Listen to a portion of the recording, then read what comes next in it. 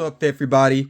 This is the second part of my Funko NYC haul. So I have 4 pops that I'm going to share here with you. The first one up is the Superman figure, which I believe is based off of Kingdom Come. It is an older looking Superman. You see the gray there. And these 4 pops, I will be getting these out of box to take a closer look at them. So this one has that Art Deco style. Another one of the figures here has this particular style as well that I'm about to get to.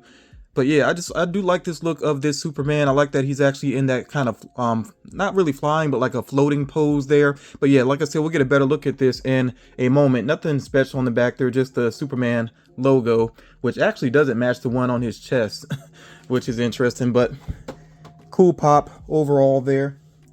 Next up here, we have Brainiac. And I'm really excited about the potential for Brainiac in the future with DC. He's potentially going to be in the next Superman movie. We'll see if that actually pans out or not. I think that's kind of conjecture at this point. I don't feel like James Gunn has confirmed that. And then Warner Brothers is going through some things right now, possibly going to be sold to Paramount, I think. I don't know all the ins and outs of that, but I hope it doesn't have any effect on what James Gunn is doing. I hope they let him just keep doing his thing. But yeah, this is an interesting Brainiac. I'm actually more of a fan of the more organic looking at Brainiac, when he looks a little bit more like an alien more than like a robot, basically. But this is an interesting look, though. I definitely like the tentacles going on back there and everything, and again, we'll get a good look at this in just a moment here. Got that same Superman logo there on the back. Now there was another DC pop that I was kind of debating on with NYCC, the Damian Wayne pop, and it's him in his bat suit, but I just felt like it's such a plain looking pop that I ultimately decided not to go with it. So that's why I kind of waited to do my second order with NYCC. I was mainly debating on whether or not to get that Damian Wayne pop, but ultimately, like I said, it's just too plain for me, even though I do like the character. All right, the next 2 pops here are actually Marvel pops. So first one here is Null. And I was hoping that Null would be kind of a taller figure. It really feels like he should be, but I don't know. He looks like he's going to be about the same height as these other figures here. Pretty standard Funko size, but I don't know. It just feels like the character should have some height to him. And Funko can, you know, even in a standard size box, they can make some tall pops if they want to. But yeah, like I said, he looks pretty standard. Does have a nice hair sculpt there. The sword definitely looks cool. But again, gonna get that out in just a moment here. Another figure that I debated on whether or not to get, and I ultimately decided to grab this one. We have here Bedlam. And it's mainly the body sculpt that I like. I think it's a very cool looking figure. It does have, again, the Art Deco paint style to it. The head sculpt I'm not super crazy about with the, I don't know, I feel like it would look better as a more rounded head, but of course this is kind of standard look for a Funko Pop figure, more of a squared off look to it. But yeah, you see the body sculpt I think is very cool there with the 4 arms and the Art Deco paint style. That's ultimately what made me decide to pick this one up. I'm sure somebody has more knowledge than I do. You could share it in the comments about this character. I think this is Eddie Brock. Yet another symbiote for him. He's been Venom, Anti-Venom, may have been some other variants as well. But yeah, I think this is, you know, one of his symbiote variants. There's been so much going on with the symbiotes in Marvel. I kind of watch like breakdown videos sometimes to kind of keep up with things because I just don't always have time to read comics, not nearly as much as I would like to. So yeah, every once in a while I'll just play a video, and especially have that on while I'm doing something else, taking care of some other business or whatever. But yeah, like I said, ended up going for this one. I do think it's pretty cool. It's going to look nice in my Venomized or Venom, you know, symbiote collection, basically. But yeah, like I said, let's go ahead and take a closer look at each of these figures. One thing I have not done in my collection is devote a specific area just to Superman figures, but I have so many at this point that I probably could and probably should. And this one looks so great. That's what really made me think about that. Love the, you know, the gray, the way they did that in the hair, like the streaks up front, but then of course he has the graying around the hair sculpt there. And I never thought about it before, but you know, if somebody knows about this, you could answer it for me. Does Superman actually age the same way that human beings do? I know obviously he does get older. You know, we see that in the comics. We see it with this figure here and with the Kingdom Come storyline. But I just don't know if he ages exactly the same way as humans does. Because in Kingdom Come, if I remember correctly, it definitely seemed like Batman looked older than him. But I don't know, that could have been due to Superman's physique. But yeah, if anybody knows about that, the way that Superman ages, definitely fill me in with that. You see that they have the lower eyelids there. I think that, you know, helps to make him look serious. And I love the way that the cape is flowing to the side there. And again, of course, he's on that stand, to give him that floating appearance. So this is a really great looking figure. I will be putting this back in the box for now, but if I actually do get a Superman section set up within my collection, then I might want to actually take this one back out of the box and just display it that way. And I do like that Superman logo there with the black background to it.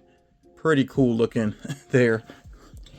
And then next up here we got Brainiac, and yeah, these tendrils, the different weapons he has going on, they just made him look very threatening.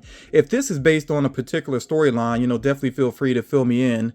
The way the hand is done there, and then he has a hand like up over his shoulder there, it's kind of creepy looking, which I do like that. I do feel like Brainiac should be a little creepy with each iteration of him. And within the Justice League, was it Justice League or Justice League Unlimited? I can't remember. There was a great storyline with Brainiac where he actually like melded himself with Lex Luthor. That was kind of creepy actually. So yeah, like I said, I really feel like he should have that creep factor to him. I do like this as well, how he has these like hexagons. That's something that you tend to see with the character there. Yeah, so that is a pretty cool design. And of course, this face sculpt there kind of evokes a skull, which is very intentional. So he's a great villain, and I really hope that they do a good job with him on the big screen. If he is in that next Superman movie, even if he's not, I feel like he's got to be done on the big screen at some point because he's just too good of a villain to pass up, basically. He's such a major villain, really. He could be a villain up against the whole Justice League, but I don't think that's going to happen. I think just Superman will go up against him and potentially Lex Luthor having to get involved there as well. But we'll see how that pans out. Now I do stand corrected with Noel. Noel is actually taller than he seemed like at first. When you look at him up, beside these other figures here, he does have some height to him, which is cool. I like that he has the glossiness there of the boots and the sword there itself. Pretty cool looking. Yeah, very nice hair sculpt there. Of course, that windswept hair sculpt. Got the shading around the eyes, the very evil, sharp looking teeth there. So yeah, it's a great likeness for the character. I know some things about Noel. Again, I have not really read specific storylines, but I have watched some videos about the character because I was interested to know some more about him. And if they do some more figures of him, I could actually see adding more of him to my collection. As a matter of fact, I wouldn't mind getting Noel like sitting on a throne if I could find that. If Funko does that eventually, or if there's another company that has done that and it's something affordable, then maybe I would go for it because again, very cool looking character. Yeah, that is a very nice suit design. And it is interesting that they've given so much lore now to the symbiotes, in their origin and everything. I do like that they actually explain, along with his storyline, it does explain why the symbiote has certain weaknesses. That's pretty cool. Okay, then we have Bedlam here. So you notice that I didn't realize that initially either, that Noel is on a stand, which is cool, to help him because he does have that huge hair sculpt. So he can display nicely out of box if that's the way anybody prefers to do that. Bedlam here, he doesn't need it. He does have pretty wide feet there. And again, like I said, I really love the look of the body sculpt there.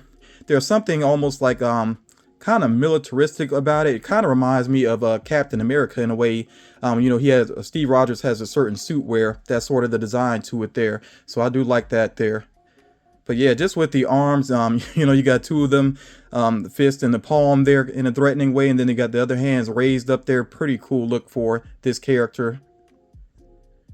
Yeah, so all around nice pop. And the head sculpt is growing on me a little bit. I still like a more rounded sculpt, I guess, for like whenever like any character has sort of a Spider-Man type look to him, including Spider-Man himself, of course. I prefer more of a rounded head sculpt, but again, I understand that this is pretty standard for Funko. So yeah, 4 very cool figures here. I think with NYCC this year that Funko did have a pretty good mix. There were some solid figures to get a hold of, and there are still a couple of things that are listed on Funko.com.